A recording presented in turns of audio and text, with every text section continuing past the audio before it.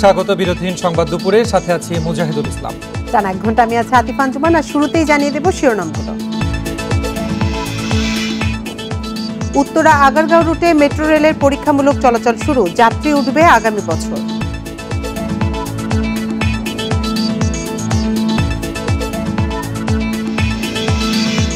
$5G প্রযুক্তির যুগে বাংলাদেশ, রাজধানীর 4 এলাকা ও সাভার টুঙ্গিপাড়ায় চালু হলো আজ।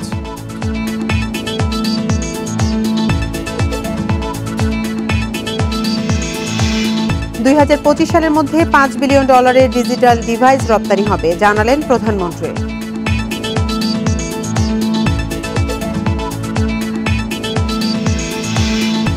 দেশে বিচার বহির্ভূত হত্যাকাণ্ডের অভিযোগ সত্য নয়, দাবি আইনমন্ত্রী। নিষেধাজ্ঞা দেওয়ার ঘটনা দুঃখজনক।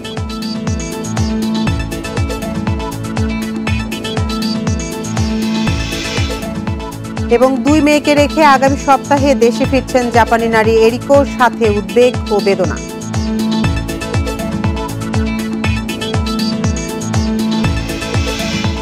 শিরোনাম শুনছিলেন এতক্ষণ, এবার চলে যাচ্ছি পুরো খবরে। প্রথমবারের মতো রাজধানীর উত্তরা থেকে আগারগাঁও পর্যন্ত পরীক্ষামূলকভাবে চলল মেট্রো রেল। সকাল 11টায় আগারগাঁও স্টেশনে পৌঁছায় ট্রেনটি। পরীক্ষামূলক এ চলাচলে কোনো সমস্যা হয়নি। আগামী বছরের ডিসেম্বরে বাণিজ্যিকভাবে চালু করা যাবে বলে দাবি কর্তৃপক্ষের। রোববার সকাল 11টা নির্ধারিত সময়েই উত্তরা থেকে ছেড়ে আগারগাঁও স্টেশনে এসে থামে মেট্রো রেল। ভায়াডাক্টের উপর দিয়ে এবারই এত দূরত্ব অতিক্রম করল বৈদ্যুতিক ট্রেনটি। সকাল থেকেই স্টেশন এলাকায় বিশেষ প্রস্তুতি নেয় কর্মকর্তারা। পুরোপুরি কাজ সম্পন্ন না হলেও সবকিছু তদারকি ছিল চোখে পড়ার মতো। শ্রমিকদের মাঝে ছিল আলাদা উচ্ছ্বাস। সবাই আসতেছে, দেখতেছে, কিন্তু আমাদের এই প্রজেক্ট কাজ করে আমি অনেক গর্বিত। যে সেফটি বলি, প্রোগ্রেস বলি, কোয়ালিটি বলি, সমস্ত কিছুই খুবই ভালো। যেটা আমরা বাহিরে যেই কাজগুলো করে আসছিলাম, এখন বাংলাদেশে আসার পরেও সেম কাজগুলোই দেখতেছি। ঢাকা মাস ট্রানজিট কোম্পানি লিমিটেডের ব্যবস্থাপনা পরিচালক জানান, পরীক্ষামূলক এ যাত্রার সফলতা। আগামী বছরের মাঝামাঝিতে মতিঝিল পর্যন্ত লাইন বসানো হবে বলেও জানান তিনি। আমরা আশা করছি যে আগামী সেপ্টেম্বর 2022 মাসের মধ্যে আমাদের যে যাত্রীবিহীন যে ট্রায়াল রানটা আছে সেটা আমরা শেষ করতে পারবো, এবং বাকি যে 3 মাস আছে সেই সময়ে আমরা প্রস্তুতি গ্রহণ করব, যাতে আগামী 2022 সালের ডিসেম্বর মাসের 16 তারিখে মেট্রো রেল বাণিজ্যিকভাবে চলাচল করতে পারে। এখন পর্যন্ত মেট্রো রেলের 6 সেট ট্রেন দেশে এসেছে। সোমবার ডিপোতে পৌঁছবে আরও 2 সেট। ঢাকার যানজট নিরসনে গুরুত্বপূর্ণ ভূমিকা রাখবে এই মেট্রো রেল। তবে বিশেষজ্ঞরা বলছেন, মেট্রো রেলের টেকসই সুফল পেতে স্টেশন কেন্দ্রিক সড়ক ব্যবস্থাপনার উন্নয়নও প্রয়োজন। Shahid Ahmed, independent news, Dhaka. এ নিয়ে আরও জানাতে আমাদের সাথে যোগ দিচ্ছেন ঢাকা মাস ট্রানজিট কোম্পানি লিমিটেডের পরিচালক অধ্যাপক ডক্টর মোহাম্মদ হাদিউজ্জামান। জনাব হাদিউজ্জামান, আপনাকে স্বাগত জানাচ্ছি আমাদের স্টুডিওতে। শুরুতে আপনার কাছে জানতে চাইব, বাণিজ্যিক ভিত্তিতে মেট্রো রেল চলাচলের জন্য আর কোন কোন প্রস্তুতি বাকি রয়েছে আপনাদের? জি, অসংখ্য ধন্যবাদ আপনাকে। দেখেন, সারা বিশ্বেই মেট্রো রেল চালু করার আগে মূলত 3 ধরনের টেস্ট করতে হয়। একটি হচ্ছে ফাংশনাল টেস্ট, অর্থাৎ ডিপোতে আপনার এই যে আমাদের যে মেট্রোর বিভিন্ন সেটগুলি আসছে, আপনাদের প্রতিবেদনে দেখালেন যে অলরেডি কিন্তু 6 সেট ট্রেন চলে আসছে জাপান থেকে, এবং সোমবারে আরো 2 সেট আসছে। মূলত আপনি জানেন যে 10 সেট ট্রেন নিয়ে কিন্তু এই যে আমাদের দিয়াবাড়ি থেকে আগারগাঁও পর্যন্ত যে রুটটি আছে সেখানে কিন্তু বাণিজ্যিক যাত্রা আমরা শুরু করব। এই যে আমাদের বিভিন্ন সময় যে ট্রেন সেটগুলি আসছে, মূলত এই যে আমি বলছিলাম যে ডিপোতে কিন্তু ফাংশনাল একটি টেস্ট করতে হয়, এবং আজকে আমরা মূলত একটি মাইলস্টোন আমি বলবো অর্জন করলাম, যে আমাদের দিয়াবাড়ি থেকে আগারগাঁও পর্যন্ত এই যে আমরা বলছি যেটাকে আমরা টেস্ট রান, অথবা এটাকে আমরা বলি পারফরমেন্স টেস্ট, এই টেস্টটি কিন্তু আমরা করে ফেললাম। আপনি জানেন যে গত মাসে মূলত আমাদের যে এই যে টেস্ট রানটা যেটা আজকে করলাম, আমরা করতে পেরেছিলাম দিয়াবাড়ি থেকে মূলত মিরপুর 10 পর্যন্ত। তো ধাপে ধাপে কিন্তু আমরা এগিয়ে যাচ্ছি, এবং এরপর একটি গুরুত্বপূর্ণ টেস্ট আছে যেটাকে আমরা বলি ইন্টিগ্রেটেড টেস্ট। অর্থাৎ আপনার প্রতিবেদনও দেখাচ্ছিলেন যে এই যে আমাদের আজকে যে টেস্ট রানটি হলো, এখানে দেখবেন যে 6টি আসলে কোচ থাকে, এবং সবচাইতে 2 পাশের যে এক্সট্রিম 2টো কোচ আছে সেখানে কিন্তু চালক ছিল। কিন্তু মেট্রো রেল যখন বাণিজ্যিক ভিত্তিতে চলাচল করবে, সেখানে কিন্তু চালক থাকবে না, মূলত এটা স্বয়ংক্রিয়ভাবে চলবে, এবং প্রত্যেকটা স্টেশনে সেটা স্বয়ংক্রিয়ভাবে থামবে, এবং এখানে একটা প্রোগ্রামিং করা থাকবে যে 2 থেকে 3 মিনিট যে থামার যে টাইমটা সেটা দিয়ে দেওয়া থাকবে, এবং একটি ট্রেন এবং আরেকটি ট্রেনের মধ্যে যে দূরত্ব যেটা আমাদেরকে নিরাপত্তার জন্য বজায় রাখতে হবে, এটাও কিন্তু স্বয়ংক্রিয়ভাবে হবে। এই যে আমি বলতেছি ইন্টিগ্রেটেড টেস্ট, অর্থাৎ এই ইন্টিগ্রেটেড টেস্টটা কিন্তু করতে হবে, এবং এটা করার পর আমরা যদি একটি সফলতা পাই তখনই কিন্তু এটা আমরা বাণিজ্যিক ভিত্তিতে যাত্রী নিয়ে চলাচল শুরু করতে পারবো। যেমন আপনি যেমনটি বলছিলেন যে ধাপে ধাপে এগোচ্ছেন আপনারা, তাহলে সেক্ষেত্রে ডিসেম্বর থেকে কি উত্তরা থেকে মতিঝিল পর্যন্ত মেট্রো রেল চলাচল করবে? আরেকটি বিষয় বলবেন যে ভাড়া নির্ধারণের বিষয়টা কত দূরে গিয়েছে? জি, এক্স্যাক্টলি আপনি যেটা বলছেন যে আমাদের লক্ষ্যমাত্রা হচ্ছে আগামী বছর অর্থাৎ ডিসেম্বরে মূলত দিয়াবাড়ি থেকে আগারগাঁও পর্যন্ত যে প্রথম অংশ আছে সেটি আমরা চালু করতে পারবো, এবং 2023 ডিসেম্বরে গিয়ে আমাদের সম্পূর্ণ যে রুটটা যেটা আছে 20.5 কিলোমিটার, অর্থাৎ দিয়াবাড়ি থেকে একেবারে আমাদের মতিঝিল, এবং এটা এক্সটেনশন হয়ে আপনি জানেন কমলাপুর রেল স্টেশন পর্যন্ত যাবে, যেটা আমাদের মাননীয় প্রধানমন্ত্রীর একটি নির্দেশনা ছিল। সেই লক্ষ্যে আসলে কাজ করা হচ্ছে এবং ডিজাইন কিন্তু মডিফিকেশন হয়ে গেছে। ফলে সম্পূর্ণ রুটটি আমরা যেটা আমাদের লক্ষ্যমাত্রা যে 2023 ডিসেম্বর কিন্তু আমরা চালু করতে পারবো। এবং ভাড়ার যে বিষয়টি আপনি বলছেন, দেখেন ভাড়ার বিষয়টি আমাদের মেট্রো রেল আইন যেটা আছে 2015, সেখানে কিন্তু স্পষ্ট বলা আছে যে ভাড়াটা কিভাবে নির্ধারণ করতে হবে। মেট্রো রেল যে চলাচল করবে সেই চলাচল করতে যে পরিমাণ অপারেটিং কস্টটা লাগবে এবং আমাদের যে রাজস্ব যেটা ভাড়া থেকে আসবে, এটার মধ্যে একটি ভারসাম্য রেখে কিন্তু ভাড়াটা ঠিক করতে হবে। এবং আইনে কিন্তু বলা আছে যে যারা যাত্রী আছেন তাদের যে সক্ষমতা, এই সক্ষমতাটা মাথায় রেখেই ভাড়াটা নির্ধারণ করতে হবে। এবং অগ্রগতি যদি আমি বলি, আপনি জানেন যে ডিটিসি এর কিন্তু একটি কমিটি আছে, আমাদের ঢাকা পরিবহন সমন্বয় কর্তৃপক্ষ, তারা কিন্তু ভাড়া নির্ধারণের একটি কাজ করছে এবং তারা কিছু প্রস্তাবনা আসলে মন্ত্রণালয়ে পাঠাবেন এবং মন্ত্রণালয় থেকে এটা কিন্তু ফাইনালি একটি ভাড়া নির্ধারণ করা হবে, যে ভাড়াটি আসলে আমাদের যারা যাত্রী থাকবে তাদের সক্ষমতার কথা চিন্তা করে, পাশাপাশি এই মেট্রো রেল অপারেট করতে যে কস্টটি হবে সেই কস্টটি কিন্তু মাথায় রাখতে হবে। তবে এখানে একটা বিষয় অত্যন্ত গুরুত্বপূর্ণ, পৃথিবীর কোথাও আসলে ভাড়া থেকে শুধুমাত্র মেট্রো রেল লাভজনকভাবে আসলে চালানো যায় না, সেখানে বাণিজ্যিক কিছু উদ্যোগ নিতে হয়। আমাদের যে এই যে দিয়াবাড়ি থেকে আগারগাঁও পর্যন্ত যে প্রায় যে রুটটি আছে, এই রুটের কিন্তু বেশ কিছু জায়গায় আমরা প্লাজা তৈরি করব। এই প্লাজাগুলিতে কিন্তু বিভিন্ন শপিং এবং বিভিন্ন অ্যাডভার্টাইজমেন্টের ব্যবস্থা রাখা হবে, এবং এখান থেকেও কিছু কিন্তু মেট্রো রেল তারা কিন্তু আমরা ইনকাম করার একটি টার্গেট ঠিক করেছি। ফলে ভাড়া প্লাস বাণিজ্যিক যে ইনকাম, এই দুটো মিলেই অপারেটিং যে কস্টটি আছে অর্থাৎ পরিচালনা করতে যে ব্যয়টা হবে সেই ব্যয়টা কিন্তু আমাদের তুলে আনতে হবে। তো এই লক্ষ্যমাত্রা রেখেই কিন্তু আমরা এখন কাজ করছি। আর সবশেষে আপনার কাছে আরেকটি বিষয় জানতে চাইবো যে কম্পন রোধে রেল লাইনে পাথর থাকে কিন্তু ভায়াডাক্ট নেই কেন? জি দেখেন, ভায়াডাক এখানে আছে। ভায়াডাক আমরা যে পারফরমেন্স টেস্ট বা টেস্ট রান যেটা আজকে করলাম, এটা মূলত ভায়াডাক টেস্টই, ভায়াডাক্টের উপর এটা সঠিকভাবে চলতে পারছে কিনা সেই জন্য কিন্তু এই টেস্টটি করা হয়। আপনি একটি চমৎকার কথা বলছেন যে আমাদের কনভেনশনাল যে ট্রেনগুলি আছে সেখানে কিন্তু ব্যালাস্ট, যে পাথরের কথা বলছেন এটাকে আমরা টেকনিক্যাল ভাষায় ব্যালাস্ট বলি, এই ব্যালাস্টগুলি থাকে এবং ওই ট্রেনগুলো কিন্তু ডিজেল চালিত। কিন্তু আপনি জানেন যে আমাদের ইলেকট্রিক ট্রেন যেটা মেট্রো, সেটা কিন্তু ইলেকট্রিক ট্রেন, এবং এখানে ক্যাটারি সিস্টেম, অর্থাৎ আপনি দেখবেন ট্রেনের উপরে কিন্তু একটা তার যাচ্ছে, সেখান থেকে ইলেকট্রিসিটির সাপ্লাইটা নেওয়া হবে। এবং এইখানে আসলে যে ব্যালাস্ট বা যে পাথরের যে কথা বলছেন এটা কিন্তু দরকার পড়ে না। এখানে স্টেবিলিটি রাখার জন্য, বিশেষ করে রেল যেটা থাকবে, এই রেলের যে পাতটা আছে সেটাকে স্টেবল রাখার জন্য আলাদা একটা মেকানিজম আসলে কাজ করে। ফলে ব্যালান্স দিয়ে আমাদের ইম্প্যাক্টমেন্টের উপরে কনভেনশনাল ট্রেনের যে রেল ট্র্যাকটা বসানো হয়, সেই যে একটা কনসেপ্ট বা ডিজাইনের একটি যে ধারা, সেই ধারাটা আসলে মেট্রো রেলের দরকার পড়ে না। এটা মূলত ভায়াডাক্টের উপর চলছে এবং এখানে কংক্রিটের যে ব্লক থাকে এবং রেল পাত থাকে, এবং রেল পাত এবং কংক্রিটের যে ব্লক আছে সেটার মধ্যে সমন্বয় করে আসলে কম্পন নিরোধন যেটা আপনি বলছেন, যেন নয়েজ তৈরি না হয় সেই জন্য নয়েজ ব্যারিয়ারও দেওয়া হয়। সবকিছু মিলে যেহেতু এটা একটা ইলেকট্রিক ট্রেন, এখানে আসলে ব্যালান্স বা পাথরের প্রয়োজন পড়ে না। জনাব হাদিউজ্জামান, আমাদের সাথে যুক্ত হয়ে গুরুত্বপূর্ণ তথ্য জানাবার জন্য আপনাকে অসংখ্য ধন্যবাদ। আমাদের সাথে কথা বলছিলেন ঢাকা মাস ট্রানজিট কোম্পানি লিমিটেডের পরিচালক অধ্যাপক ডক্টর মোহাম্মদ হাদিউজ্জামান। রাজধানীর 4টি সহ 6 এলাকায় পরীক্ষামূলকভাবে 5G সেবা চালু হলো আজ। এতে ইন্টারনেট গতি পাওয়া যাবে 20 Gbps। দেশের 5Gর মোট ব্যান্ডউইথ 460 মেগাহার্টজ, এর মধ্যে 60 মেগাহার্টজ টেলিটক ব্যবহার করবে বলেও জানিয়েছেন ডাক ও টেলিযোগাযোগ মন্ত্রী। এছাড়া ব্রডব্যান্ডের মতো মোবাইল ডেটার দামও বেঁধে দেওয়া হবে। মিয়া অ্যাভিনিউ এবং ঢাকার বাইরে সাভার ও টুঙ্গিপাড়ায় টেলিটক উদ্বোধন করছে পঞ্চম প্রজন্মের ইন্টারনেট সেবা 5G। পরে ঢাকার 200টি গুরুত্বপূর্ণ স্থানে এ সেবা চালু হবে। 2022 সালের মার্চে নিলামে বেতার তরঙ্গ বরাদ্দ দেওয়ার পর বেসরকারি 3টি মোবাইল অপারেটর এ প্রযুক্তি চালু করবে বলে জানান ডাক ও টেলিযোগাযোগ মন্ত্রী। তিনি আরও জানান, মেয়াদ শেষের পর আগের কেনা মোবাইল ডেটা যাতে বাতিল না হয় সে সিদ্ধান্ত বাস্তবায়ন হবে শিগগিরই।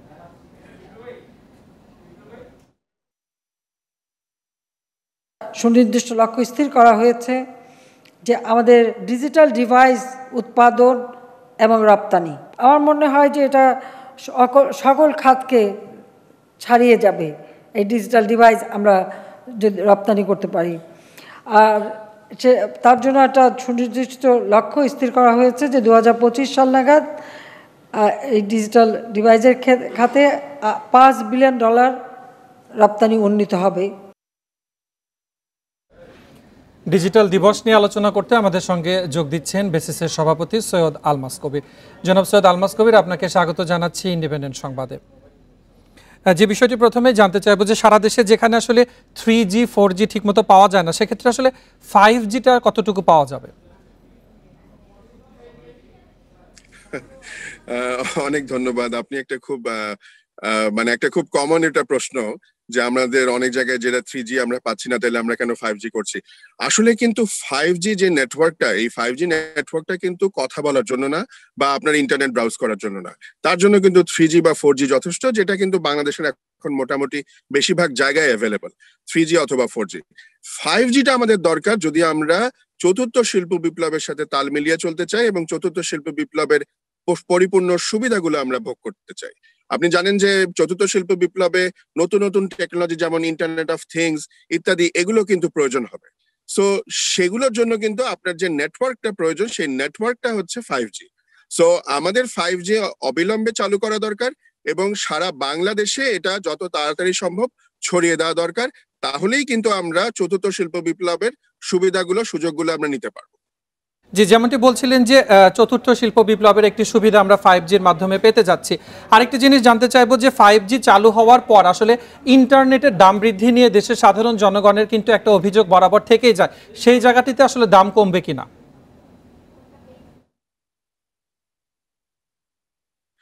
দেখুন, দাম কমার ব্যাপারটা তো আসলে আমাদের এটার উপরে ডিপেন্ড করে যে আমাদের মানে ইন্টারনেটের ইউজটা যত আমরা বাড়াতে পারবো। আমি যেটা মনে করি যে এখানে একটা চিকেন অ্যান্ড এগ সিচুয়েশন থাকে, যে যেহেতু আমাদের লোকাল কন্টেন্টের অভাব রয়েছে, অর্থাৎ লোকাল বাংলাদেশি বাংলা কন্টেন্টের, এই জন্য কিন্তু এনাফ ইউজেজ কিন্তু হয় না। সো যখন যেহেতু ইউজেজ হয় না, মোবাইল কোম্পানিগুলো তারা তখন খরচ করে সেই 4G বা 5Gর যে ডেভেলপমেন্ট গুলো সেগুলো তখন তারা করতে চায় না। সো তাদেরও একটা বিজনেস কেস থাকতে হবে। আমার মনে হয় যেটা করা দরকার যে সরকারি যে সেবাগুলো, নাগরিক সেবাগুলো, সেগুলোকে যত তাড়াতাড়ি সম্ভব হাতের মুঠোয় নিয়ে আসা, অনলাইনে নিয়ে আসা, যেটা অলরেডি কিন্তু হয়েছে। প্রায় 200টার মতো সার্ভিস কিন্তু এখন অনলাইনে রয়েছে। আপনি ঘরে বসেই বা যেখানে আছেন সেখানে বসেই কিন্তু আপনি যুক্ত হতে পারছেন। এই যেমন আমি কিন্তু এখন গাড়িতে বসে আছি, আপনার সাথে এখন যুক্ত হয়েছি।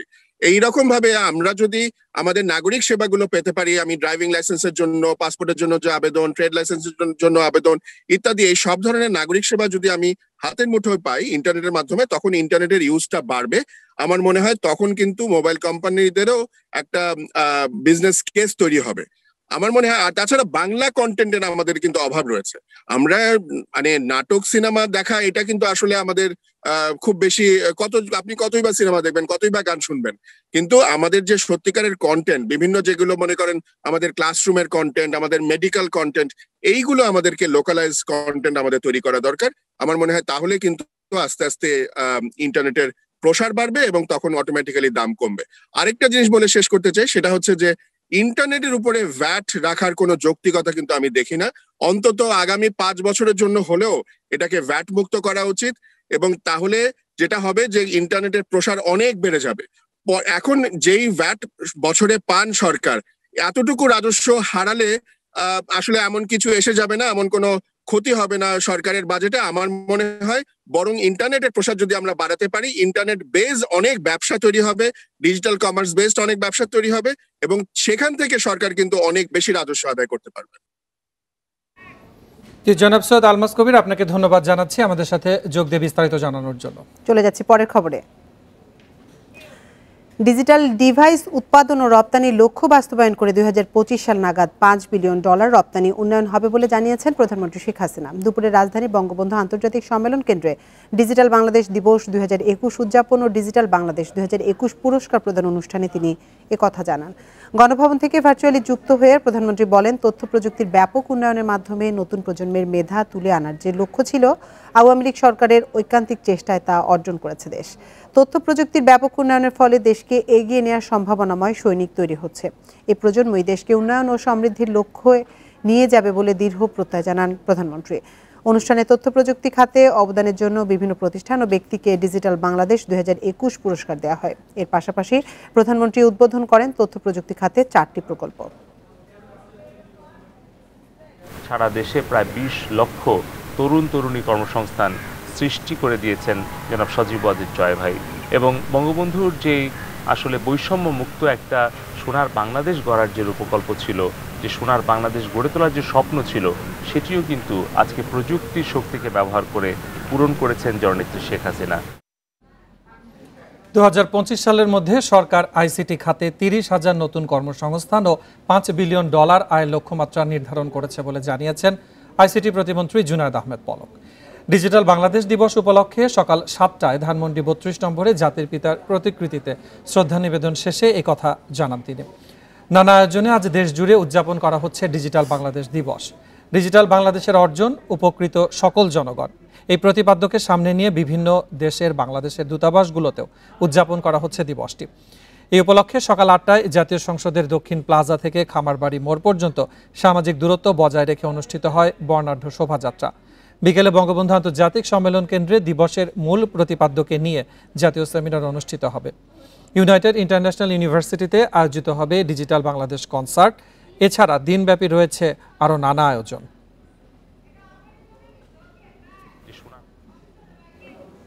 বেতবুনিয়া থেকে মহাকাশে বিচরণের সূচনা। বঙ্গবন্ধুর দেখানো পথেই স্বাধীনতার 50 বছরে এগিয়ে চলা ডিজিটাল বাংলাদেশ। তথ্য প্রযুক্তি আবিষ্কারের সঙ্গে চতুর্থ শিল্প বিপ্লবের চ্যালেঞ্জ ভালোভাবে নিতে পেরেছে বাংলাদেশের মানুষ। আইটি খাতে তাই রপ্তানির লক্ষ্য $5 বিলিয়ন।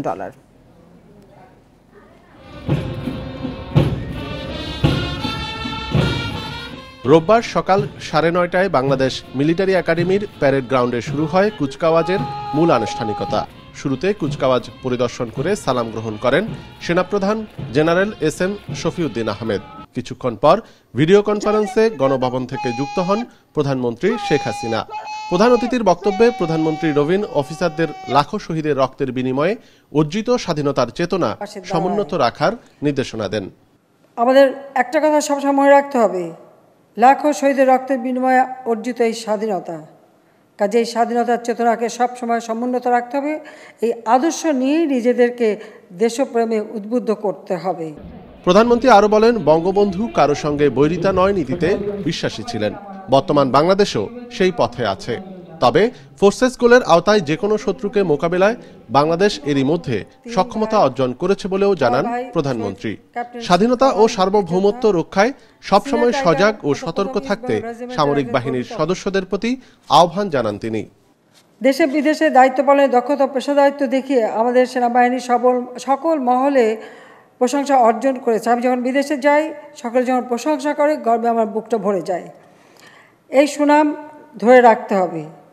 আমরা শান্তিতে বিশ্বাস করি। জাতির পিতা আমাদের যে পররাষ্ট্র নীতি দিয়েছেন, সকলের সাথে বন্ধুত্ব, কারোর সাথে বৈরিতা নয়, আমরা সেই পররাষ্ট্র নীতিতেই বিশ্বাস করি।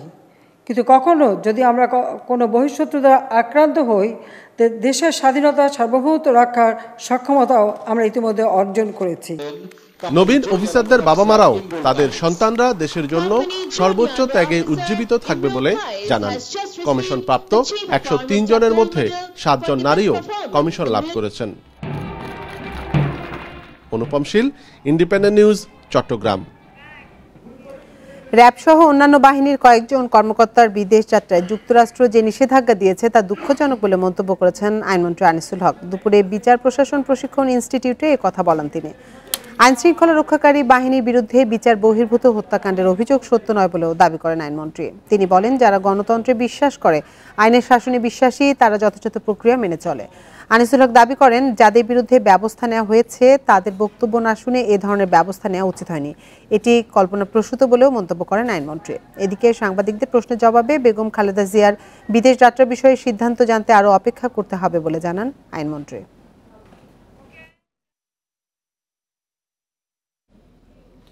সাবেক তথ্য প্রতিমন্ত্রী ডাক্তার মুরাদ হাসান সহ 2 জনের বিরুদ্ধে রাজশাহীতে ডিজিটাল আইনে মামলা হয়েছে। দুপুরে সাইবার ট্রাইব্যুনালে এই মামলাটি করেন বগুড়া জেলা বিএনপির সিনিয়র যুগ্ম আহ্বায়ক এ কে এম সাইফুল ইসলাম। মামলার অপর আসামি করা হয়েছে উপস্থাপক মহিউদ্দিন হেলাল নাহিদকে। বিচারক জিয়াউর রহমান মামলাটি গ্রহণ করে শুনানির জন্য রেখেছেন। মামলার এজাহারে বলা হয়েছে আসামিরা পূর্ব পরিকল্পিতভাবে সামাজিক যোগাযোগে ব্যারিস্টার জাইমা রহমানকে সামাজিক ও ব্যক্তিগতভাবে অপমান, অপদস্থ ও হেয় প্রতিপন্ন করেছেন। এতে জাইমা রহমান সহ নারী সমাজের প্রতি অবমাননাকর, অপমানজনক এবং আইনত শাস্তিযোগ্য অপরাধ করেছেন তারা। এর ফলে দেশে রাজনৈতিক অস্থিতিশীলতা ও আইন শৃঙ্খলা পরিস্থিতির অবনতির আশঙ্কা রয়েছে।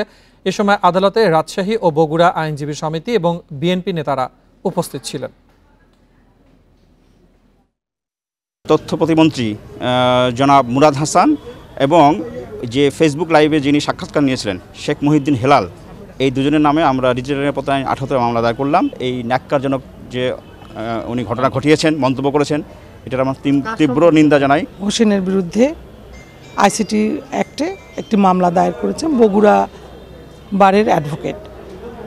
মামলাটা আদালতে দাখিল করা হলে আদালত মামলাটা গ্রহণ করে এটা পরবর্তী আদেশের জন্য দিন দিয়েছেন। ওনার বিরুদ্ধে এই মামলাটা। জিম্বাবুয়ে ফেরত যে দুই নারী ক্রিকেটার করোনা ভাইরাসের ওমিক্রন ধরনে আক্রান্ত হয়েছেন তারা ভালো আছেন বলে জানিয়েছেন স্বাস্থ্যমন্ত্রী জাহিদ মালিক।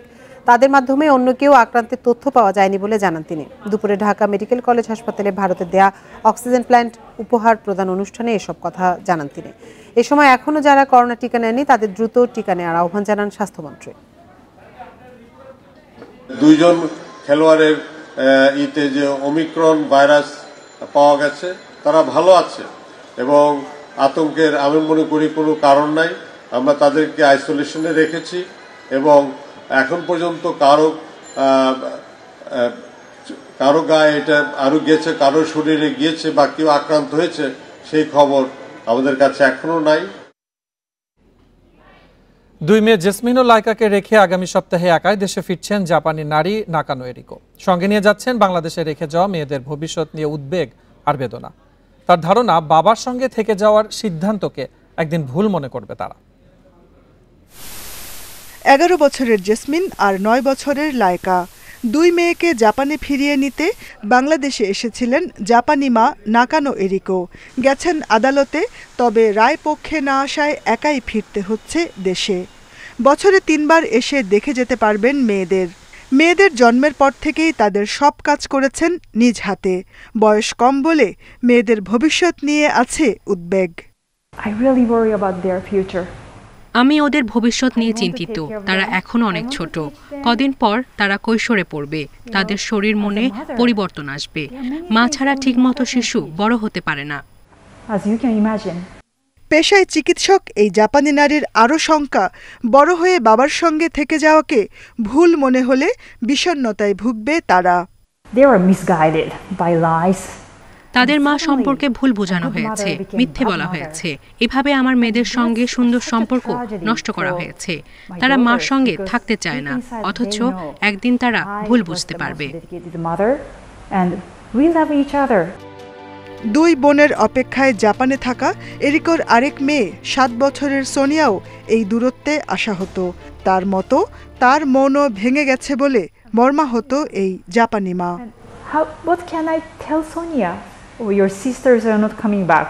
Jahanara Parvin, Independent news, Dhaka. দেখছেন বিরতিহীন সংবাদ দুপুর। সংবাদে আরো যা থাকছে। পাবনা নির্বাচনী সহিংসতায় স্বতন্ত্র প্রার্থীর মৃত্যুতে মামলা, ভাড়ারা ইউপিতে নির্বাচন স্থগিত।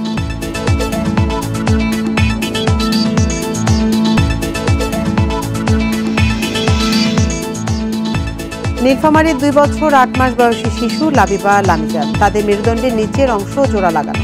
করোনার কারণে এতদিন অস্ত্রোপচার হয়নি। সোমবার করবেন ঢাকা মেডিকেলের বিশেষজ্ঞ চিকিৎসকরা। খরচও বহন করছে হাসপাতাল কর্তৃপক্ষ।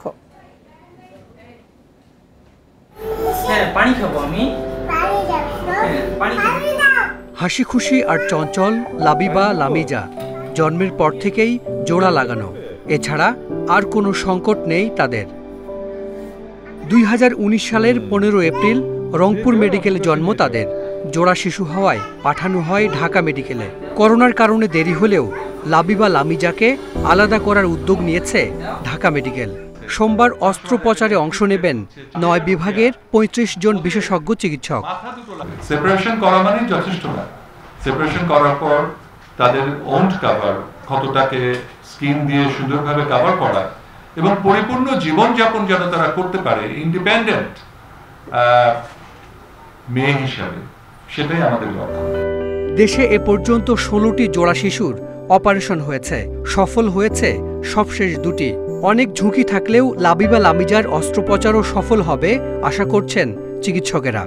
এবং আরো চ্যালেঞ্জ বলছেন যে প্রজনন অঙ্গ এবং পায়খানার রাস্তা সেই জায়গাতে হতে, সুতরাং এগুলা করতে কিন্তু আমাদের স্যাররা অভ্যস্ত, সুতরাং এই ব্যাপারে কোনো মানে খুব বেশি সমস্যা হওয়ার কথা না। হোপফুলি অন্যান্য কেসের চেয়ে এখানে সাকসেসফুল স্টোরিটা আমরা আরো মানে ভালোভাবেই দেখতে পাবো। লাবিবা লামিজার বাড়ি নীলফামারীর জলঢাকায়, বাবা পেশায় একজন রাজমিস্ত্রি। Hasan Misba, independent news, Dhaka. পাবনা নির্বাচনী প্রচারণার সময় দুপক্ষের সংঘর্ষে স্বতন্ত্র চেয়ারম্যান প্রার্থী ইয়াসিন আলম খান নিহতের ঘটনায় মামলা দায়ের হয়েছে। রাতে নিহতের বাবা বাদী হয়ে জেলা সদর থানায় হত্যা মামলা দায়ের করেন। হত্যায় জড়িত সন্দেহে 2 জনকে আটক করেছে পুলিশ। এ সময় আওয়ামী লীগ প্রার্থী আবু সাইদ খানকে প্রধান আসামি করা হয়। এছাড়া 34 জনের নাম উল্লেখ সহ অজ্ঞাত প্রায় 50 জনের বিরুদ্ধে মামলা করা হয়েছে। এদিকে চেয়ারম্যান প্রার্থী নিহতের ঘটনায় ভাড়ারা ইউনিয়নের চেয়ারম্যান পদের নির্বাচন স্থগিত করেছে নির্বাচন কমিশন। জেলা সিনিয়র নির্বাচন কর্মকর্তা মাহবুবুর রহমান এসব তথ্য নিশ্চিত করেছেন।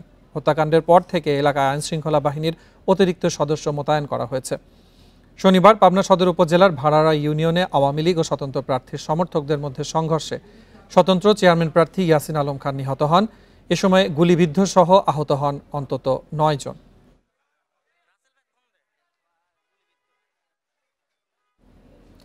পাবনা সংঘর্ষ নিয়ে আরো জানাতে এবারে পাবনা থেকে যোগ দিচ্ছেন সহকর্মী খায়রুল ইসলাম। খায়রুল, যেমনটি আমরা জানছিলাম যে মামলার পরে পুলিশ সন্দেহভাজন হিসেবে 2 জনকে গ্রেফতার করেছে, কিন্তু বাকি 34 জনের নাম উল্লেখ সহ অজ্ঞাত যে 50 জন আসামির বিরুদ্ধে মামলা করা হয়েছে তাদের ব্যাপারে আসলে পুলিশের পক্ষ থেকে কি ধরনের ব্যবস্থা দেখছেন? এবং আরেকটি ব্যাপার জানা গেছে যে নির্বাচন স্থগিত করা হয়েছে, এ বিষয়ে বিস্তারিত কি তথ্য আপনার কাছে রয়েছে জানান। সেটা হচ্ছে, আপনি জানেন যে গত মধ্যরাতে কিন্তু পাবনা সদর থানায় 34 জনের নাম উল্লেখ করে প্রায় অর্ধশতাধিক অজ্ঞাতধারীদের নামে কিন্তু পাবনা সদর থানায় মামলা দায়ের করা হয়। এবং এই গত রাত্রে থেকে কিন্তু ভাড়ারা ইউনিয়নের বিভিন্ন এলাকায় অঞ্চলে কিন্তু পুলিশি অভিযান সাঁড়াশি অভিযান পরিচালনা করে। এর পরিপ্রেক্ষিতে কিন্তু 2 জনকে এজাহারভুক্ত নামীয় আসামি 2 জনকে কিন্তু আটক করে পুলিশ। তাদের কাছ থেকে দেশীয় অস্ত্র এবং একটি পিস্তল, 1 রাউন্ড গুলি, একটি ম্যাগাজিন সহ উদ্ধার করা হয় বলে পুলিশের পক্ষ থেকে আমাদের জানানো হয়েছে। তবে পুলিশ বলছে যে তারা এই নামীয় আসামিদের ধরতে তারা সাঁড়াশি অভিযান অব্যাহত রেখেছেন। এবং প্রধান, আমরা জানতে চেয়েছিলাম যে এই মামলার যিনি প্রধান আসামি তিনি হচ্ছেন আওয়ামী লীগের নওগাঁ প্রতীকের আবু সাইদ খান। তাকে আসলে গ্রেপ্তার করা হবে কিনা, পুলিশের পক্ষ থেকে বলা হয়েছে তাকে যদি পাওয়া যায়, তাকে এই অভিযান চলছে, তাকে অতিলম্বে গ্রেপ্তার করা হবে। আপনি জানেন যে এই একজন স্বতন্ত্র প্রার্থী এখানে নিহত হওয়ার ঘটনায় কিন্তু জেলা নির্বাচন কর্মকর্তা আমাদেরকে জানিয়েছেন যে ওই ইউনিয়নের চেয়ারম্যান পদের যে নির্বাচন সেটা স্থগিত করা হয়েছে। এবং এই হত্যাকাণ্ডকে কেন্দ্র করে কিন্তু গত রাত থেকে কিন্তু সেখানে যার নিহতর স্বজন এবং সমর্থকেরা কিন্তু বিক্ষোভে ফেটে পড়ে। এক পর্যায়ে এই বিক্ষোভ নিয়ে কিন্তু পাবনা শহরে তারা কিন্তু বিক্ষোভ এবং তারা পথে বসে তারা বিক্ষোভ সমাবেশ করতে থাকে। এক পর্যায়ে পুলিশের আশ্বাসে তারা এই পথসভা তুলে নেন। এই ছিল আমার কাছে পাবনার ভাড়ার সর্বশেষ অবস্থা। পাবনা থেকে যোগ দিয়েছিলেন সহকর্মী খায়রুল ইসলাম। গাড়িতে হাইড্রোলিক হর্ন এবং যানবাহনের কালো ধোঁয়া বন্ধে সিলেটে শুরু হয়েছে পরিবেশ অধিদপ্তরের অভিযান। চলতি মাসের 5 তারিখ থেকে শুরু হওয়া এই অভিযান এখনও চলমান রয়েছে। এ ধরনের অভিযানে খুশি যাত্রীসহ সাধারণ মানুষ। জনস্বাস্থ্য রক্ষায় নিয়মিত ভ্রাম্যমাণ আদালত চালানো হবে বলে জানিয়েছে পরিবেশ অধিদপ্তর। সরকারি নিষেধাজ্ঞা, আদালতের আদেশ আর নানা ধরনের সচেতনতামূলক কার্যক্রমের পরও কমেনি গাড়িতে হাইড্রোলিক হর্নের ব্যবহার। এর ফলে চরম দুর্ভোগে সড়কের পাশে অবস্থিত স্কুল, মসজিদ সহ আবাসিক এলাকার মানুষ। শব্দ দূষণের পাশাপাশি যানবাহনের কালো ধোঁয়ায় বাড়ছে বায়ু দূষণও। গাড়ি একটাকে ওভারটেক করতে হর্ন দেয়, বেশি হর্ন বাজায়, শব্দ দূষণের কারণে অনেক সমস্যা হয়। শব্দ ও বায়ু দূষণ রোধে এবার অভিযান শুরু করেছে সিলেটের পরিবেশ অধিদপ্তর। এর অংশ হিসেবে বাস থেকে মাত্রাতিরিক্ত শব্দের হাইড্রোলিক হর্ন খুলে নেওয়া হয়, করা হয় আর্থিক জরিমানাও। এমন অভিযানে খুশি সাধারণ মানুষও। আমাদের বাচ্চা কাচ্চা নিয়ে স্কুলে যাওয়ার পরে যখন পিছনে হাইড্রোলিক হর্নটা দেয় তখন বাচ্চারা এইভাবে আতঙ্কিত হয়ে ওঠে, তো অনেকটা কষ্ট হয়। আর খানে বাচ্চারা, বিশেষ করে বাচ্চাদের খানের যে প্রবলেমটা হয়, এই ধরনের যে অভিযান চলছে এই অভিযানের জন্য সাধুবাদ জানাই, কর্তৃপক্ষকে ধন্যবাদ জানাই। পরিবেশ অধিদপ্তর বলছে মাত্রাতিরিক্ত শব্দ দূষণের ফলে নানা ধরনের রোগ দেখা দিচ্ছে, তাই জনস্বাস্থ্য বিবেচনায় অভিযান শুরু করেছে তারা। আর্থিক জরিমানার পাশাপাশি গাড়ি চালকদের সচেতন করা হচ্ছে বলেও জানান এই কর্মকর্তা। শাস্তির ধরন তো 6 মাস কারাদণ্ড এবং 10 থেকে 20,000 টাকা জরিমানা অথবা উভয়দণ্ড আছে।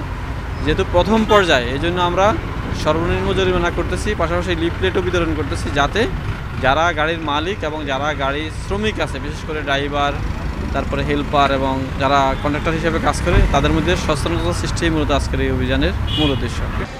বায়ু ও শব্দ দূষণ রোধে নিয়মিত এ ধরনের অভিযান চালানোর দাবি সিলেটবাসীর।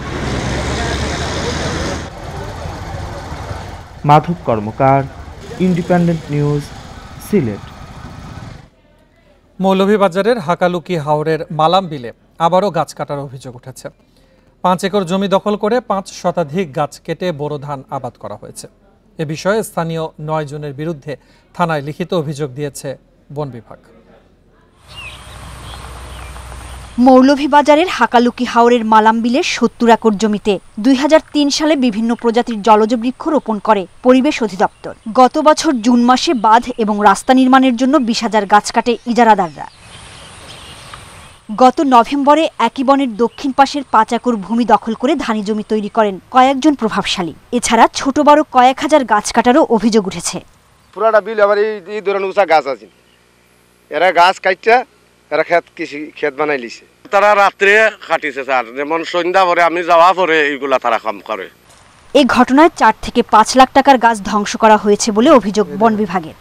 বড় গাছ হবে 10 ফুটের গাছ হবে মিনিমাম 5 থেকে 600, আর তো ছোট 1 থেকে 2 ফুটের অনেক হাজার হাজার গাছ।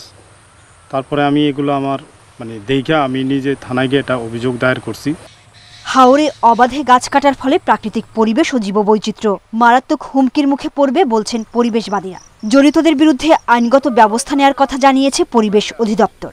হিজল করজ গাছ কাটার ফলে পরিযায়ী পাখিরা আসবে না, মাছের অভয়ারণ্য নষ্ট হয়ে যাবে এবং একসময় হাওর বলতে যেটি ছিল, হাওরে যে সৌন্দর্য ছিল, এটা এভাবে হারিয়ে যাবে। সেটি একজন পরিবেশবাদী হিসাবে আমি মনে করি সেটা খুবই দুঃখজনক। বোঝার একটু কঠিন হয়ে গেছে, যেহেতু ধান চাষ করা হয়ে গেছে। তারপর আমরা দেখলাম, দেখে আমি ছবি টবি নিলাম, ছবি টবি নিয়ে আমরা ঊর্ধ্বতন কর্তৃপক্ষের সাথে আলাপ করে আইনানুগ ব্যবস্থা গ্রহণ করা হবে। মৌলভীবাজারের কুলাউড়া, জুড়ি, বড়লেখা ও সিলেটের ফেঞ্চুগঞ্জ ও গোলাপগঞ্জ উপজেলার প্রায় 28,000 হেক্টর এলাকা জুড়ে হাকালুকি হাওর। 1999 সালে এই হাওরকে প্রতিবেশগত সংকটাপন্ন এলাকা ইসিএ ঘোষণা করে সরকার। Independent news desk. কর হার কমানোর পরও রাজস্ব আয় প্রবৃদ্ধি হচ্ছে বলে জানিয়েছেন জাতীয় রাজস্ব board NBR chairman Abu Hena Mohammad রহমাতুল মুনিম। সকালে রাজধানীর সেগুনবাগিচায় ঢাকা চেম্বারের ট্যাক্স গাইডের মোড়ক উন্মোচন অনুষ্ঠানে এ তথ্য জানান তিনি। চলতি অর্থবছরের বাজেটে কর্পোরেট কর হার কমানো সহ বিভিন্ন খাতে দীর্ঘমেয়াদী কর ছাড় দেওয়া হয়। এনবিআরের হিসেবে গত 5 মাসে রাজস্ব আয় প্রবৃদ্ধি প্রায় 15%, আদায় হয়েছে 1 লাখ কোটি টাকার বেশি। রাজস্ব আয় বাড়াতে ও ব্যবসা বান্ধব পরিবেশ তৈরিতে ব্যবসায়ীদের সঙ্গে সম্পর্ক বাড়ানোর কথা জানান এনবিআর চেয়ারম্যান। এজন্য ব্যবসায়ীদের সঙ্গে একাধিক ওয়ার্কিং গ্রুপ ও ফোকাল পয়েন্ট গঠনের নির্দেশ দেন তিনি। এনবিআর চেয়ারম্যান বলেন, জনবলের অভাবে কাঙ্ক্ষিত সেবা দেয়া যাচ্ছে না। আগামী 20 বছরের চাহিদা নিরূপণ করে জনবল বাড়ানোর উদ্যোগ নেওয়া হয়েছে বলেও জানান তিনি। কয়েকটা সেগমেন্টে ভাগ করছি বিভিন্ন স্টেজে।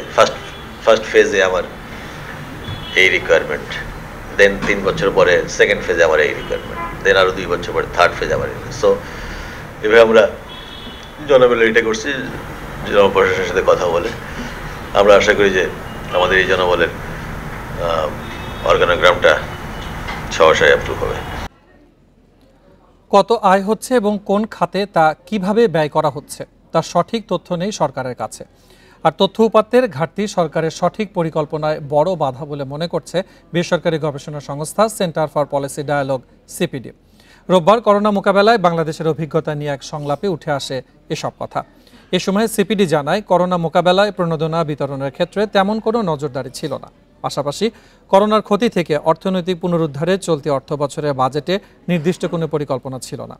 এছাড়াও কর ও রাজস্ব খাতের দুর্বলতার কারণে দেশে দারিদ্র্যের হার বাড়ছে বলে মনে করছে সংস্থাটি।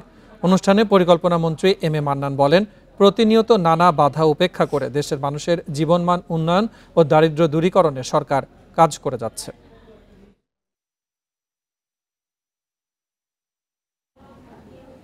দেখছেন বিরতিহীন সংবাদ দুপুর। সংবাদে আরো যা যা থাকছে।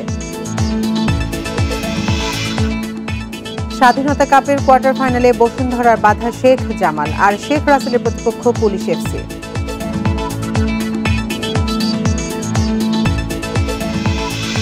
চলতি বছর বিশ্বজুড়ে প্রায় ৪,৫০০ অভিবাসন প্রত্যাশীর মৃত্যু হয়েছে, যা গত বছরের পরিসংখ্যানকেও ছাড়িয়ে গেছে। আন্তর্জাতিক শরণার্থী সংস্থা IOM তথ্য জানিয়েছে। বিশ্বব্যাপী অভিবাসন প্রত্যাশীদের মর্মান্তিক মৃত্যু ঠেকাতে সদস্য দেশগুলোকে সমন্বিত পদক্ষেপ নেওয়ার আহ্বান জানিয়েছে জাতিসংঘ। উন্নত জীবনের আশায় ইউরোপে পাড়ি জমাতে প্রতি বছর ভূমধ্য সাগর পার হওয়ার চেষ্টা চালায় বহু মানুষ। এবছর প্রায় ৩.৫ লাখ শরণার্থী ভূমধ্য সাগর পার হয়েছে। তবে ভূমধ্য সাগর পাড়ি দেওয়ার ঝুঁকি কম নয়। নৌকাডুবিতে প্রাণহানির খবর আসে মাঝে মধ্যেই। ইউরোপ ছাড়াও আরও কিছু দেশে অভিবাসন প্রত্যাশীদের ঝুঁকিপূর্ণ পথ ব্যবহারের প্রবণতা রয়েছে। সম্প্রতি বিশ্বজুড়ে অভিবাসন প্রত্যাশীর মৃত্যুর সংখ্যা প্রকাশ করেছে আন্তর্জাতিক শরণার্থী সংস্থা IOM। এতে দেখা যায় এই সংখ্যা আগের বছরের চেয়েও বেশি। বিশ্বব্যাপী এবছর ৪,৪৭০ অভিবাসন প্রত্যাশীর মৃত্যু হয়েছে, আর গত বছর এ সংখ্যা ছিল ৪,২৩৬ জন। IOM এর হিসাবে ২০১৪ সাল থেকে অভিবাসন মৃত্যুর সংখ্যা রেকর্ড শুরু হয়েছে। সে সময় থেকে এ পর্যন্ত ৪৫,৪০০-র বেশি মানুষের মৃত্যু হয়েছে। বৃহস্পতিবার মেক্সিকোতে ট্রাক দুর্ঘটনায় ৫৪ অভিবাসন প্রত্যাশীর মৃত্যু হয়। ঘটনাটি ঘটে দেশটির দক্ষিণের সিয়াপাস প্রদেশে, যা শরণার্থীরা যুক্তরাষ্ট্রে পাড়ি জমানোর জন্য ব্যবহার করে থাকে। মেক্সিকো যুক্তরাষ্ট্র সীমান্ত পাড়ি দিতে গিয়ে এই বছর ৬৫১ জনের মৃত্যু হয়েছে। এটিও বেশ উদ্বেগের বিষয়, কারণ বছর শেষ হলেই এখানে মৃত্যুর সংখ্যা রেকর্ড করা হয়। আর সবশেষ মেক্সিকোর ট্রাক দুর্ঘটনাটি ২০১৪ সালের পর সবচেয়ে ভয়াবহ ঘটনা। এরপরও শরণার্থী নিয়ন্ত্রণে দেশগুলো একমত না হলে তা হবে খুবই দুঃখজনক। প্রতিদিনই সীমান্ত পাড়ি দিতে গিয়ে মৃত্যু হচ্ছে অভিবাসন প্রত্যাশীদের। বছর শেষ হতে এখনো বাকি কয়েকদিন, তাই এর মধ্যে মৃতের সংখ্যা আরো বাড়তে পারে বলে ধারণা করা হচ্ছে। সায়রা খান, ইন্ডিপেন্ডেন্ট নিউজ।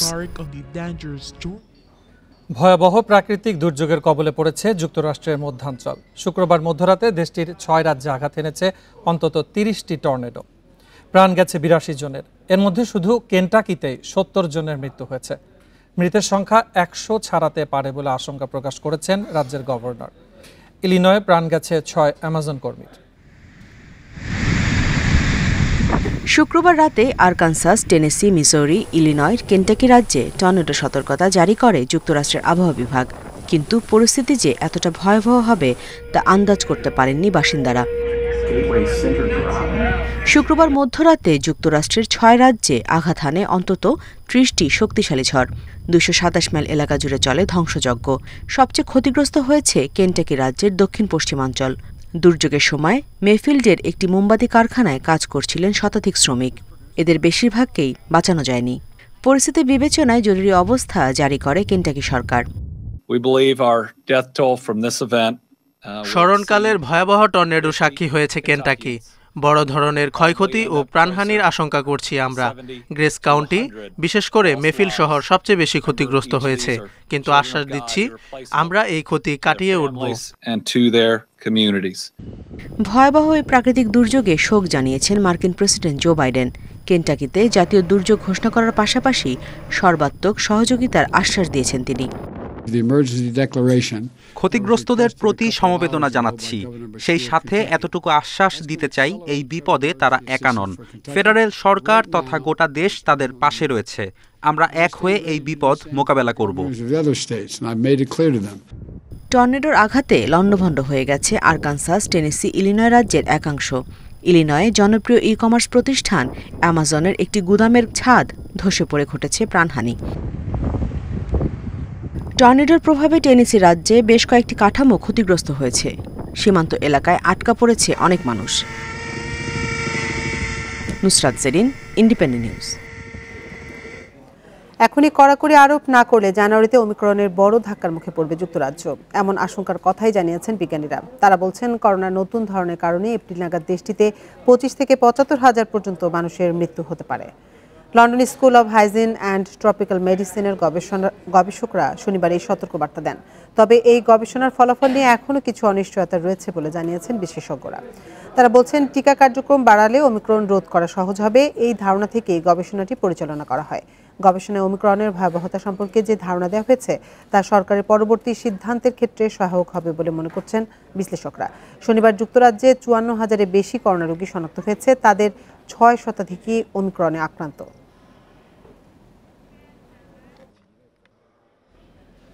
বিশ্বে করোনায় একদিনে 5,425 জনের মৃত্যু হয়েছে, নতুন শনাক্ত 5 লাখের বেশি। এই নিয়ে বিশ্বে করোনায় মোট প্রাণহানি ছাড়িয়েছে 53,17,000। এই পর্যন্ত শনাক্ত 26,99,00,000-এর বেশি মানুষ। 24 ঘন্টায় বিশ্বের সর্বোচ্চ 1,171 জনের মৃত্যু হয়েছে রাশিয়ায়। দৈনিক প্রাণহানির দিক থেকে রাশিয়ার পরই অবস্থান করছে পোল্যান্ড। একদিনে সর্বোচ্চ 57,000-এর বেশি রোগী শনাক্ত যুক্তরাষ্ট্রে। দেশটিতে মোট আক্রান্ত ছাড়িয়েছে 5,76,00,000। মৃতের সংখ্যা 8,17,000-এর বেশি। ইউরোপে এক সপ্তাহে সংক্রমণ কমেছে 4 ভাগ ও মৃত্যু কমেছে 1 ভাগ। তবে জার্মানি, ফ্রান্স, ইতালি, নরওয়েতে উদ্বেগজনক হারে বেড়েছে প্রাণহানি। এদিকে অস্ট্রিয়া ও স্পেনে আবারও শুরু হয়েছে করোনা বিধিনিষেধ বিরোধী বিক্ষোভ। ভারতে এখন পর্যন্ত 35 জন ওমিক্রনে আক্রান্ত রোগী শনাক্ত হয়েছে।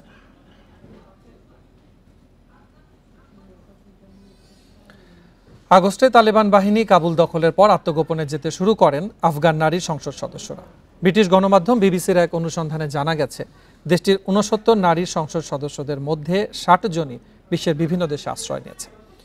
তবে তাদের অনেকেই দেশটিতে নারী অধিকারের জন্য লড়াই চালিয়ে যেতে চান।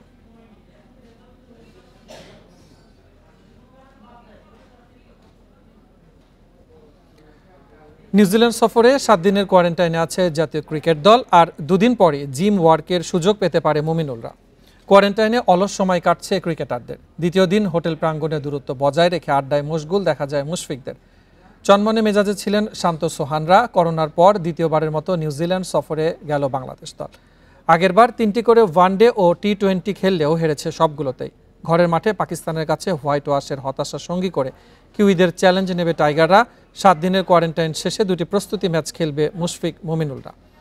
1 জানুয়ারি মাউন্ট মঙ্গানুইয়ে প্রথম টেস্ট, আর দ্বিতীয়টি শুরু হবে 9 জানুয়ারি ক্রাইস্টচার্চে।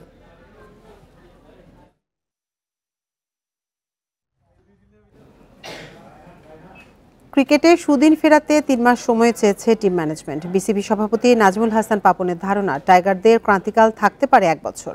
এদিকে মাশরাফি চাইলে বোর্ডের যে কোনো দায়িত্ব দিতে প্রস্তুত বোর্ড সভাপতি। সাকিব তামিমদের বিকল্প তৈরি হলেই ফিরবে সুসময়, বিশ্বাস তার।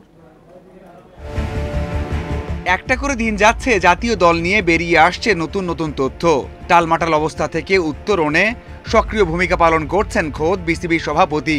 কথা বলছেন মাশরাফি তামিমদের সাথে, নিয়মিত যোগাযোগ রাখছেন কোচিং স্টাফ, নির্বাচকদের সাথেও। দলের বাজে অবস্থার জন্য সবচেয়ে বেশি দায় দেয়া হচ্ছে নির্বাচক প্যানেল ও ডমিঙ্গোর কোচিং স্টাফদের। সুদিন ফেরাতে যারা চেয়েছেন 3 মাসের সময়। আলোচনা সমালোচনার মাঝেও তাদেরকে কিছুটা সময় দিতে চান বিসিবি সভাপতি। লং টার্ম প্ল্যানের জন্য যে এক্সপেরিমেন্ট গুলা করছে তারা করছে। 3 মাস সময় চেয়েছে, এটা না দেই কিভাবে? কেউ যদি 3 মাস সময় চায়, আমি কি না করতে পারি? না, দেব না। সো সময় চেয়েছে, নিয়েছে, এবং দে হ্যাভ পারফর্মড। টি20 অথবা টেস্ট, কোথাও যেন আশার আলো নেই। সিনিয়রদের অনুপস্থিতি বাজে পারফরমেন্সের অন্যতম কারণ।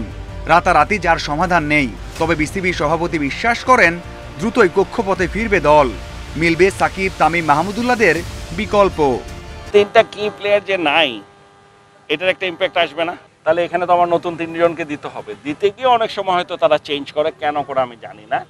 তবে আমার ধারণা ওরা ভালো চিন্তাতেই করে, হয়তো রেজাল্ট পায় না, ভালো চিন্তাতেই করে। তো এইটা একটা ফেজ যাবে, আমার ধারণা এটা কয়েকদিন। সাম্প্রতিক পরীক্ষা নিরীক্ষায় সমালোচনার কেন্দ্রবিন্দুতে কোচিং স্টাফ ও নির্বাচকেরা। শুধু সমালোচনা নয়, ক্রিকেটের স্বার্থে ধৈর্য ধরে সমর্থনের আহ্বান জানিয়েছেন বিসিবি সভাপতি। Mazharul Islam, independent news. বিপিএলের শিরোপা জয়ের লক্ষ্যে শক্তিশালী দল গঠন করতে চায় কুমিল্লা ভিক্টোরিয়ান্স। তবে দেশের ক্রিকেটের উন্নতিতে প্রাধান্য দিতে চাইছে উদীয়মানদের দিকে। ধরে রাখার ইচ্ছা আছে টাইগার তারকা মাহেদী ও সাইফুদ্দিনকে। তামিম সালাউদ্দিন জুটি থাকবে কি না ঠিক করা হবে বিসিবির গাইডলাইনের পর।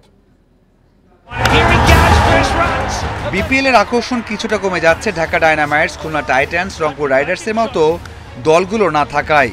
তবে পুরনো দলগুলোর মধ্যে অন্যতম কুমিল্লা ভিক্টোরিয়ান্স আছে ঐতিহ্য ধরে রেখেই। বিপিএল নিয়ে চূড়ান্ত দিক নির্দেশনা আসার আগেই কাজ শুরু করেছে দলটি। বিদেশি ক্রিকেটার এরই মধ্যে ঠিকঠাক করে ফেলেছে। টি-20 ক্রিকেটের 3 তারকাকে এরই মধ্যে দলে ভিড়িয়েছে। সাবেক প্রোটিয়া অধিনায়ক Faf du Plessis, Moeen Ali ও সুনীল নারিনকে দেখা যাবে কুমিল্লার জার্সিতে। ওই গাইডলাইন্স অনুযায়ী আমাদেরকে বলা আছে যে একটা টেন্টেটিভ স্কেজুল 20 থেকে শুরু হবে, 1 মাসের বিপিএল, 6টা টিম থাকবে, আর ফরেন প্লেয়ার্স 3টা সাইনিং আউটসাইড। ওই অনুযায়ী আমরা কাজ করছি। ফরেন প্লেয়ার্স 3টা সাইনিং যেটা আমাদেরকে বলা আছে সেই 3টা সাইনিংই আমরা করেছি। ফরেন দেশি তারকা কারা থাকছে এখনও ঠিক হয়নি। কুমিল্লার হয়ে নানা সাফল্যের কারিগর তামিম সালাউদ্দিন থাকবেন কিনা বিসিবির গাইডলাইন পাওয়ার পরই ঠিক করা হবে। তবে এবারের বিশেষ বিপিএলে তরুণদের সুযোগ করে দেওয়ার পক্ষে কর্তৃপক্ষ। কুমিল্লা ভিক্টোরিয়ান্স থেকে তারকা হয়ে ওঠা সাইফুদ্দিন ও মাহেদীকে দলে রাখার পরিকল্পনা রয়েছে। বিসিবিও তাদের আগের ফর্মেট থেকে একটু দূরে এসেছে। আমরাও ওইভাবে যে কিছু এক্সপেরিমেন্ট করতে চাই বা নতুন কিছু দেখা ওয়ার্ক করতে চাই। আমি চাচ্ছিলাম যে আমাদের ছোটো ইয়াং ছেলেরা বাংলাদেশের ছেলেদের সাথে খুব এক্সপিরিয়েন্স একটা ফরেন লটকে দিব, তারা যেন ওই ইন্টারাকশনটা হয়। এক্স্যাক্টলি আমরা ওই ফোকাসে কাজ করেছি। ফ্র্যাঞ্চাইজিগুলোর দীর্ঘদিনের দাবি পূরণ হতে যাচ্ছে পরের মৌসুম থেকে। লম্বা 5 বছরের চুক্তি পদ্ধতি চালু হতে যাচ্ছে। এই পদ্ধতিতে বিপিএল চললে দেশের ক্রিকেট আরও এগিয়ে যাবে, বিশ্বাস Comilla ভিক্টোরিয়ান্সের। Mazharul Islam, independent news. Asian champion ট্রফির জন্য বিকেএসপিতে নিবিড় অনুশীলনে জাতীয় হকি দল। শক্তিশালী প্রতিপক্ষ বিবেচনায় ভালো খেলার প্রতিশ্রুতি কোচ গোপীনাথন কৃষ্ণমূর্তির। অন্যদিকে নতুন অভিজ্ঞতার মিশ্রণে গড়া দল নিয়ে আশাবাদী খেলোয়াড়রা। প্রায় 3 বছর পর আন্তর্জাতিক হকিতে ফেরার অপেক্ষায় বাংলাদেশ। প্রত্যাবর্তনেই কঠিন পরীক্ষা এশিয়ান চ্যাম্পিয়ন্স ট্রফি, যেখানে প্রতিপক্ষ সবাই র্যাঙ্কিংয়ে ঢের এগিয়ে। ক্লাব কাপ আর লিগ শেষে বিকেএসপিতে 10 দিনের ক্যাম্প জিমি আশরাফুলদের। কোচ গোপীনাথনের কাছে শিষ্যরা পরিচিত। প্রতিপক্ষ শক্তিশালী হওয়ায় জয় না হলেও ভালো খেলতে আত্মবিশ্বাসী এই কোচ। আমরা অনেক দিন আন্তর্জাতিক ম্যাচ খেলিনি, এটা অবশ্যই অন্যদের চেয়ে আমাদেরকে পিছিয়ে রাখছে। তবে আমরা অনুশীলনে সেগুলো কাটিয়ে ওঠার চেষ্টা করছি। র্যাঙ্কিংয়ে সবাই এগিয়ে, তবে স্বাগতিক হিসেবে তাদেরকে এত সহজে জয় পেতে দিব না। 20 জনের চূড়ান্ত দলে ঠাঁই হয়নি অসীম নিলয়দের মতো চেনামুখ। প্রিমিয়ার লিগের পারফরমেন্সে টিকে গেছেন প্রিন্স লাল, রাকিবুলরা। পুরনো আর নতুনদের নিয়ে গড়া দলটি নিয়ে টুর্নামেন্টে ভালো করার আত্মবিশ্বাস খেলোয়াড়দের। চ্যালেঞ্জ বলতে আসলে সবগুলো যেহেতু বড় টিম, আমাদের কোচ যে প্ল্যানিং দিছে, আমার মনে হয় যে আমরা যদি আমাদের প্ল্যান অনুযায়ী খেলি অবশ্যই ভালো একটা কিছু হবে। আমাদের হারার মতো কোনো কিছু নাই। ডে বাই ডে ম্যাচের উপর ডিপেন্ড করবো যে আমাদের ম্যাচ কার সাথে আজকে পরশু দিনে এমন কার সাথে খেলে আমরা খেলবো। ইনশাল্লাহ আমরা ভালো খেলার চেষ্টা করবো প্রত্যেক, কারণ ওরা আমাদের সাথে বেটার টিম, বাট আমরা চেষ্টা করবো যাতে ভালো খেলে কিছু একটা করা যায়। শেষ মুহূর্তে মালয়েশিয়া নাম প্রত্যাহার করায় 5 দল নিয়ে হচ্ছে এবারের আসর। বুধবার বাংলাদেশের প্রথম ম্যাচ ভারতের বিপক্ষে। Abidur Rahman, independent news. আর এই ছিল 1 ঘন্টা বিরতিহীন সংবাদ দুপুরের আজকের আয়োজন। এছাড়া ইন্ডিপেন্ডেন্ট টেলিভিশনের সব খবর বিস্তারিত জানতে চোখ রাখুন ফেসবুক, ইউটিউব, টুইটারে। ধন্যবাদ এতক্ষণ সাথে থাকার জন্য।